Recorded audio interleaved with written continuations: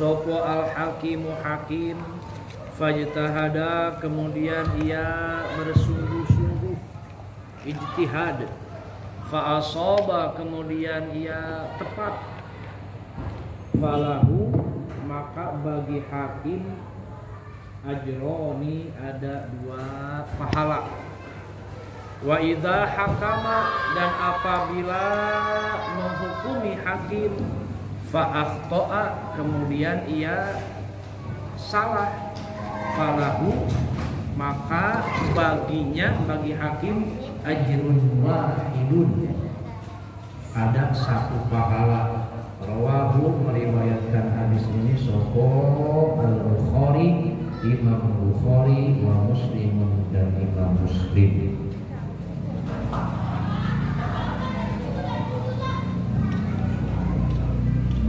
Apabila seorang hakim menghukumi, tapi menghukuminya itu dia berijtihad,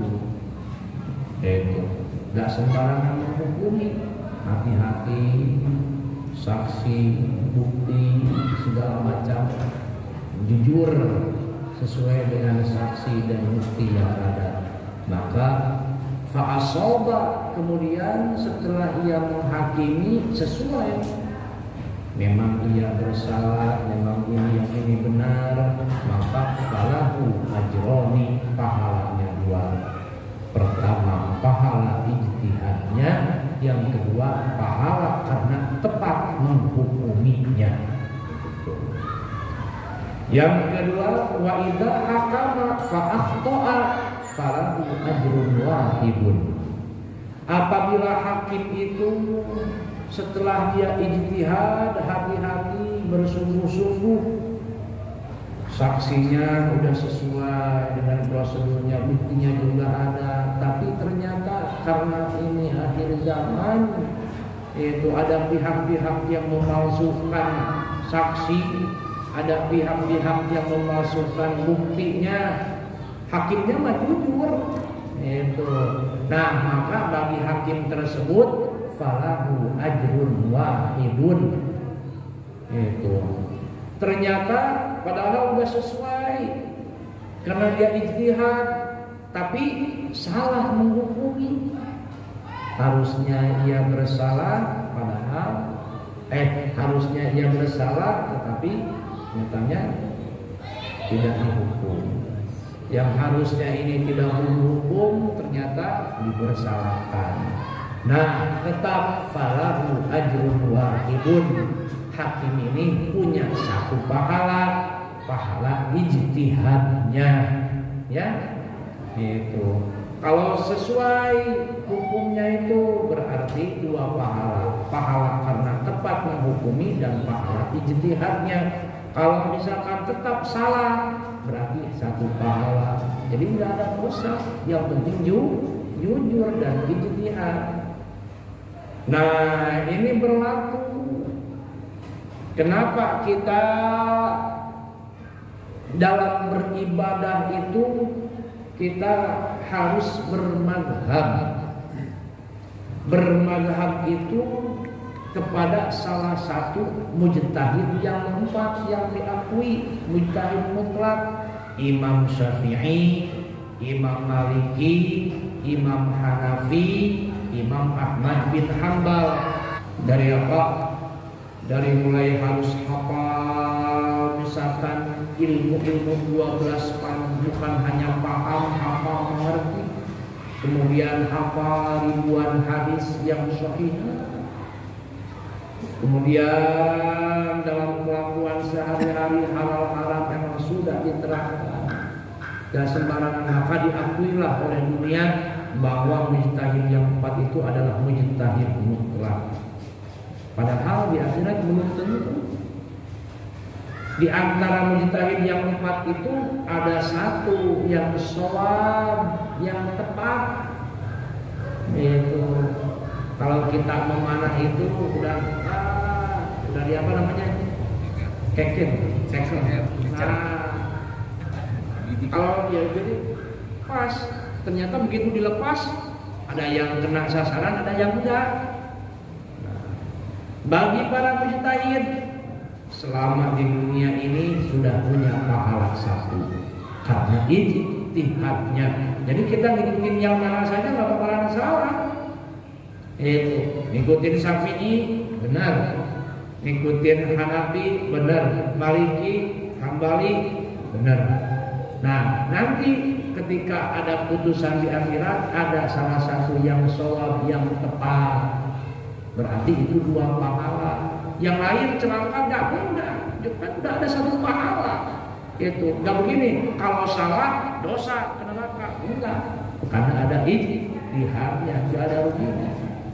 Maka salah.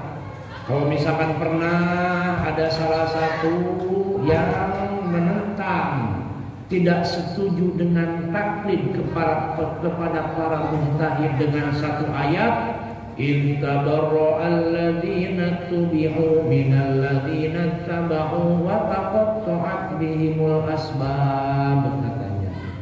Gitu. Enggak boleh kita taklid, karena apa?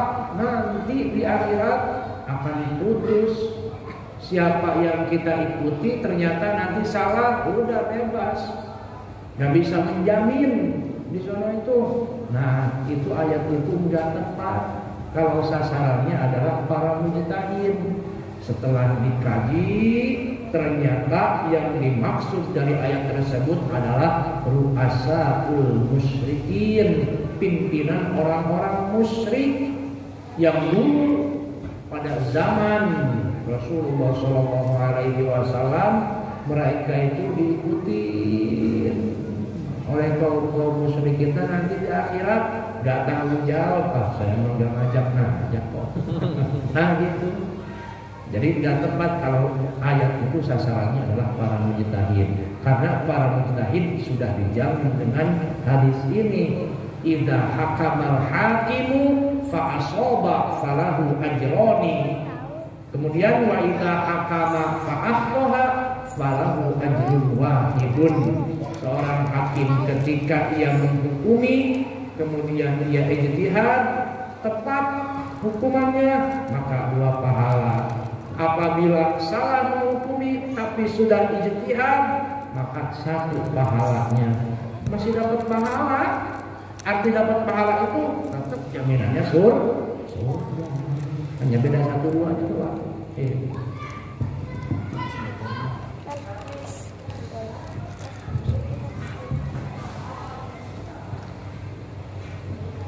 Idza khutama, apabila menamatkan sapa al-abdu seorang hamba Al-Qur'an, terhadap Al-Qur'an. Nah, apabila seorang hamba khatam Al-Qur'an, sholat, maka istighfar alaihi kepadanya inda khatmihi, ketika menamatkan Al-Qur'an, sopo situna alfa malakin, 60.000 malaikat. Waduh, Masya Allah. Shalla alaihi inda khatmihi situna alfa malakin. Shalla itu kalau disandingkan dengan malaikat maknanya adalah istighfar.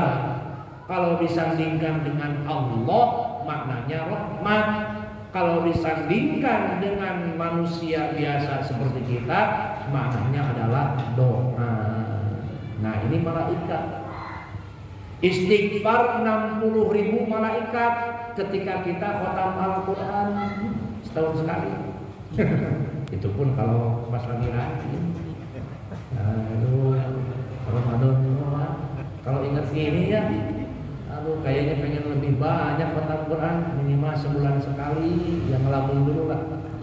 Itu setiap, sedangkan istighfarnya malaikat ya dikabul, diijabah. Malaikat kan gak punya dosa. Ya Allah, ampunilah dosa hamba-Mu ini yang sudah menamatkan Al-Quran. Bukan 1 malaikat, 60.000 malaikat. Berarti intinya ketika khatam Al-Quran banyak dosa kita yang berguguran.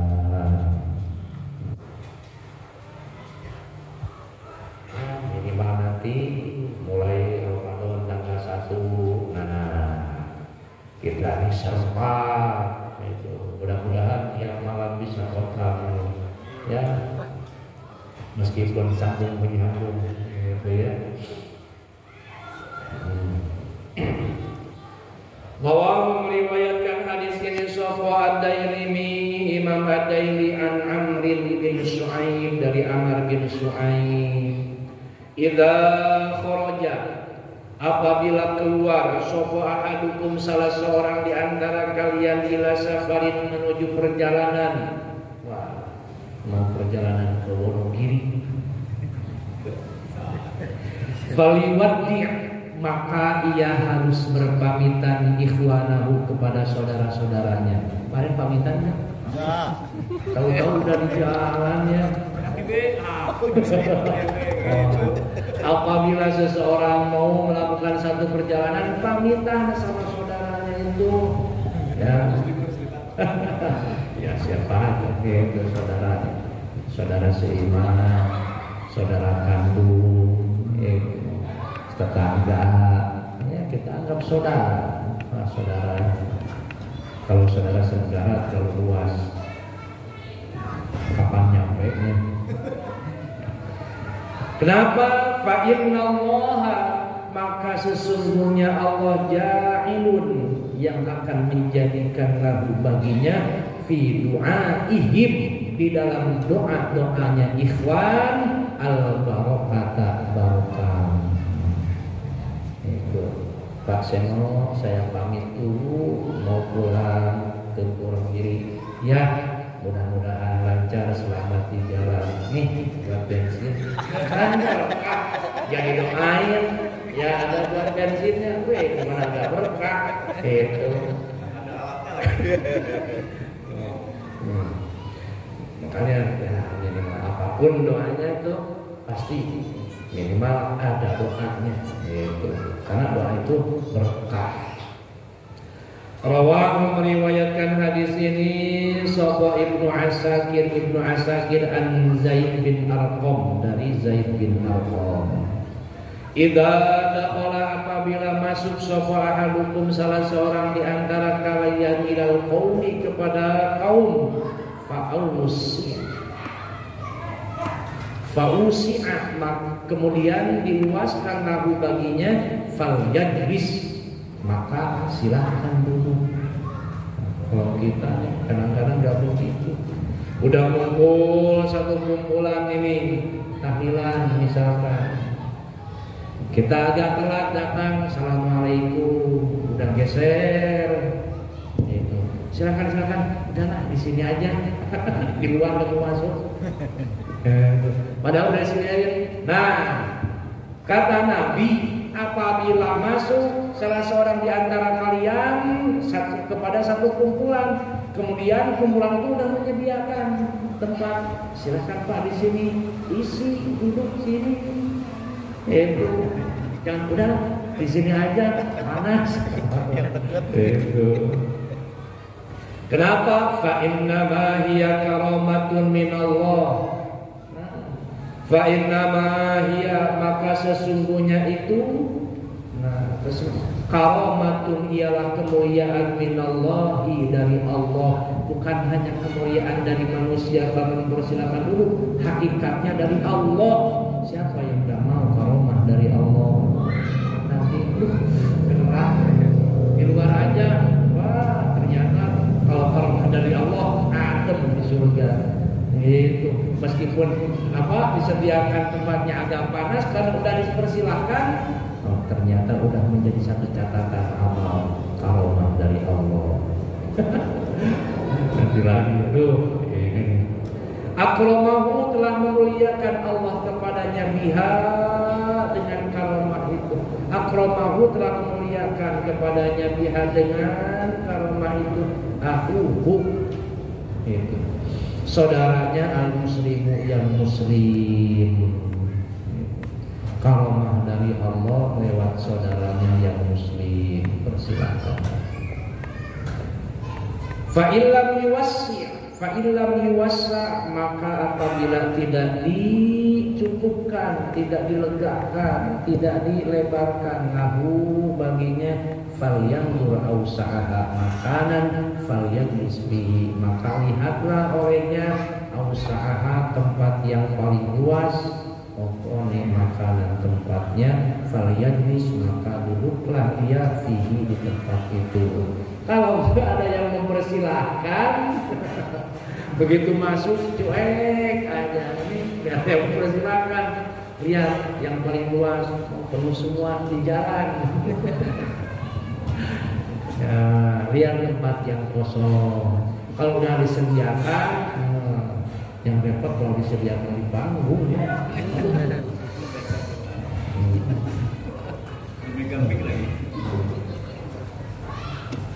Nah itu, ternyata intinya dari sini tidak semata-mata Rasulullah memerintahkan seperti itu, ternyata hikmahnya ada karobat dari Allah. Rawahu meriwayatkan hadis ini Sofal hadithu hadits an Abi Syaibah dari Abu Syaibah Al-Khudri. Idza dakhala dhaifu 'ala al-qaumi dakhala bi rizqihi wa idza kharaja bi maghfirati dzunubihim.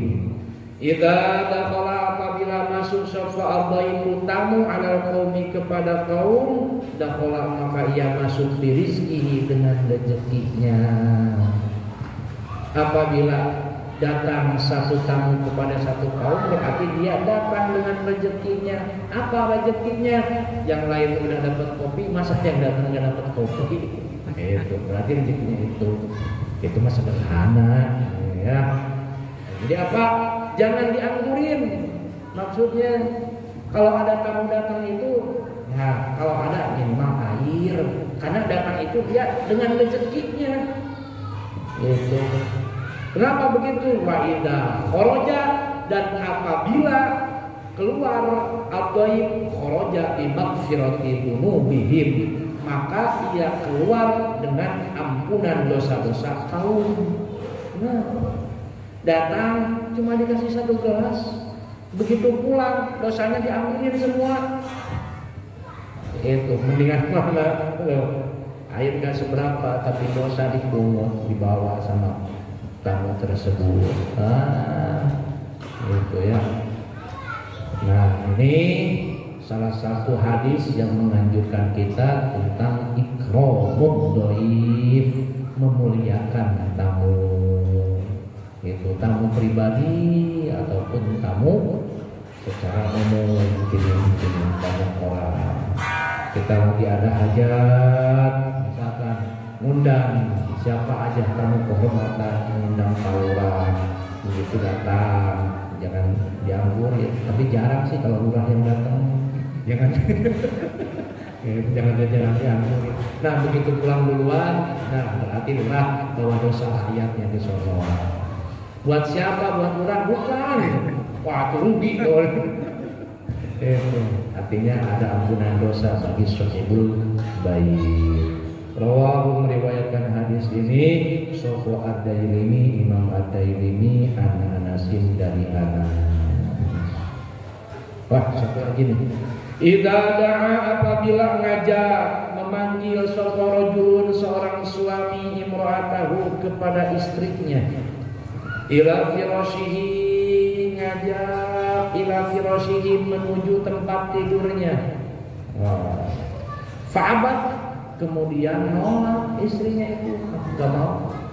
Itu diajak ke tempat tidur nggak mau, nggak tahu alasannya apa nih. Ada yang memang diajak, emang sebelum ngajak memang udah dikunci pintunya. Nah, wah itu. Kenapa dia? Fabata, kemudian tidur suami itu, diajak, udah masuk duluan ke kamar, istri nggak nyamperin sampai suaminya tertidur. Wahwa korban, tidurnya dalam keadaan suami itu marah. Jadi dengar diajak padahal lagi pengen, iya, lagi pengen gitu. Alaiha, la'anatha, ini sebetulnya harus didengar sama para istri. Nah, ini dia kamu sampaikan. La'anatha, maka melaknat kepada istri tersebut sopo al malaikatu para malaikat hatta tasbaha sampai pagi. Naudzubillah min dzalik. Ngajaknya jam 8 ini sampai pagi dilarang. Istri itu ini sampai nanti jauh ke berani kunci lagi. Itu ya, Masya Allah, gak boleh nolak. Ayo ditungguin, gak datang-datang, gak nyusul sampai tidur, kesel tidurnya juga. Nah itu dilaknat oleh para malaikat. Nah istri, Masya Allah, itu kemuliaan suami di atas istri yang seperti itu sampai sebegitunya, itu sampai sebegitunya. Kenapa? Karena di balik kemuliaan itu ternyata suami pun bebannya luar biasa. Kalau istri berdosa hanya dosanya dia, tapi suami berdosa kadang-kadang bawa juga dosa istrinya. Itu suami. Kalau suaminya memang membiarkan. Rawahu meriwayatkan hadis ini sahih Ahmad dan Abi Hurairah dari